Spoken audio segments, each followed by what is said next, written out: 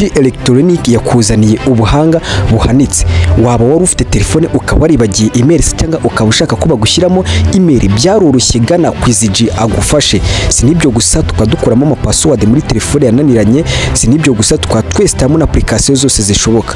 Izi telefone mureba hangaha zose n'izindi zaba ari Apple cyangwa iPhone cyangwa za Infinix zose hano tuzikuramo password. Nta bundi bufasha nga tugufasha no kugira ngo tukwereke ukuntu twakuramo password ikaba yarakurane muri telefone yawe, kwa kuntu ushaka kwashyamo nka password ikakunane. Waba warabonye ikibazo kimeze nk'uko nguko se ukakibazaho se cyangwa ukana ikibazo kimeze nk'uko ukakibazaho, nibyo koko byose hano turabikora muri G Electronic, turagufasha neza ku giciro gitoya.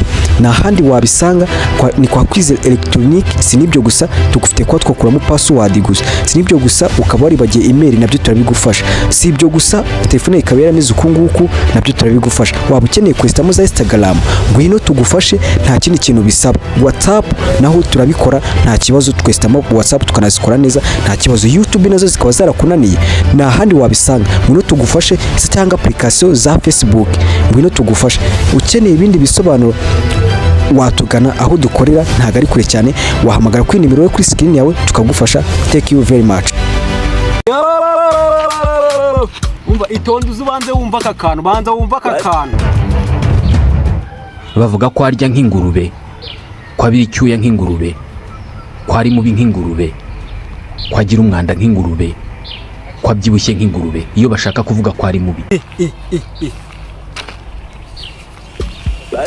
Reka njye ku rubuga rwa social media uze wirebe.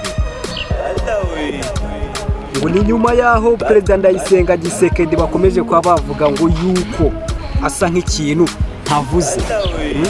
Nawe niba uri umuntu utekereza wumvishije ayo majwi ukuntu avuze ngasa nk'iki nk'ingurube, uwo muntu wavuze iryo jambo kuko n'ibyagizwe. Ureba umunwa, ureba izuru, ureba igihanga, nta shusho birimo kugwa. Ngiye ishusho bimpaye reka nyikubwire neza. Umuntu umeze nk'uw'ingurube, umuntu umeze nk'uw'ingurube, bakongeyeho n'ikindi kintu kibabaje ngo igihanga kimeze nk'icy'ingurube. Perezida Ndayisenga akavuga none uraryanitse pe, uraryanitse. Reka nkubwize ukuri, uraryanitse. Ese buriya umuntu wagiye kuvuga ngo usa nk'ingurube yakoze projet neza, abona neza, abona umutwe wawe, abona isura yawe ukuntu imeze none yarankanze cyane. Uzi ko wagira ngo ingurube kwa kundi bayibabura ikagenda igatutumba, ni nako nawe mu maso yawe hameze. Ariko ntumbwire ngo ndagusebeje, ntabwo ngusebeje kuko nanjye nigeze kumva kuri social media nk'umunyamakuru nka Kabindi. Rero nanjye ntara amakuru mvuga ati amakuru mba ngomba kuyatanga. Ni ibintu bikomeje kuba byakara cyane. Reka none uze mubwire katonda wanjye none mponya ndi makuru none hashyushye. Icara wige, fata agatebe wige mbonye amakuru ashyushye. Mayi nka data kumva kano kantu ngo ni nyuma yaho Bruce Melody ngo bamusanze mu migano ya Nyabugogo arimo ngira ngo nawe urabyumva. None kandi karimo kavaje mu bamugenzi ngo ni nyuma yuko basanze kugira ngo akoreshe kondomu yakoresheje ikirere, yakoresheje ngo kokombore. Urumva ibintu barimo kumurega.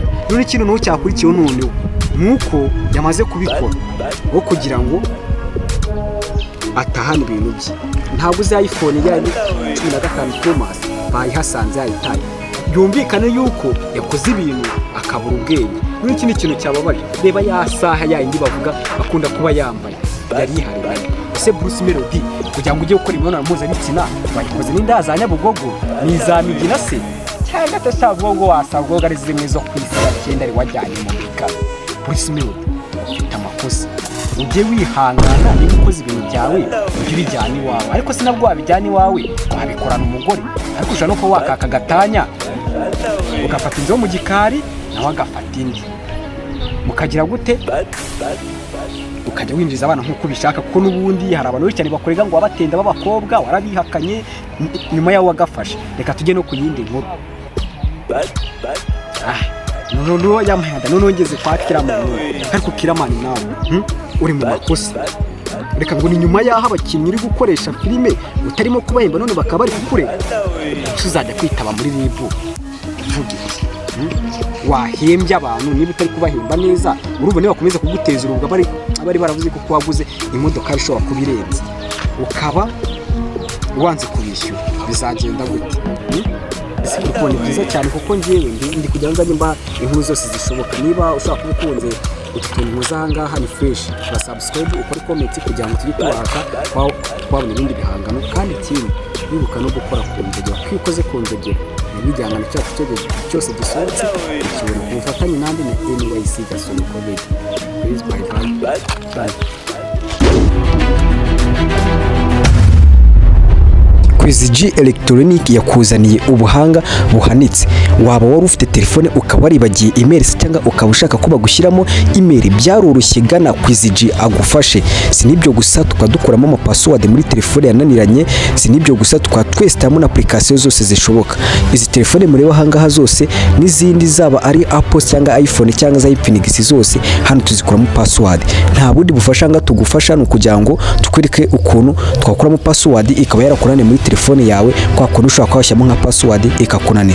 Waba warabonye ikibazo kimeze nk'uko nguko se ukakibazaho se cyangwa ukana ikibazo kimeze nk'uko ukakibazaho, nibyo koko byose hano turabikora muri Kwiziji Electronic, turagufasha neza ku giciro gitoya. Na handi wabisanga ni kwa Kwiziji Electronic. Sinibyo gusa tugufite kwa twakuramo password gusa, sinibyo gusa ukaba waribagiye email nabyo turabigufasha, si ibyo gusa telefone ikaba yarameze uko nguko nabyo turabigufasha. Waba ukeneye kwestamo za Instagram ngwino tugufashe, nta kindi kintu bisaba. WhatsApp naho turabikora nta kibazo, twestamo WhatsApp tukanazikora neza nta kibazo. YouTube nazo zikaba zarakunaniye na handi wabisanga ngwino tugufashe, se cyangwa application za Facebook ngwino tugufashe.